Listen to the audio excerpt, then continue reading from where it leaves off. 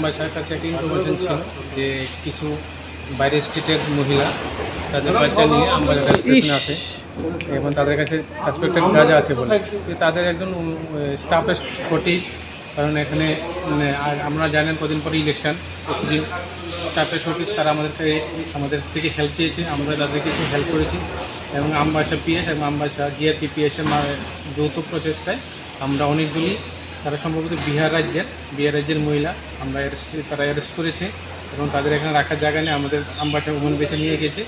অনেকগুলি প্যাকেট এখান থেকে উদ্ধার হয়েছে, এখন এগুলি পরিমাণ করা হয়েছে মোট 18 কেজি 800 এখানে গাঁজা তাদের কাছ থেকে উদ্ধার হয়েছে। কতজন অ্যারেস্ট স্যার? এখানে 8 থেকে 9 জনের মতো আসতো, এটা আমরা দেখে বলছি এই কতজন। সবাই কি মহিলা? সবাই মহিলা এবং তাদের দুধের ব্রেস্ট মিল্ক বেবিও আছে, এরকম অনেকজন আছে। বাজার মূল্য এখন এটা আমবাসা জিআরপি যেটা তাদের বিদেশি এনডিপিএস কেস হবে। বাজার মূল্য দেখুন, এগুলো তো বাজারে বিক্রি হয় না, কালো বাজারে বিক্রি হয়, প্রায় 2 লাখ টাকার মতো হবে।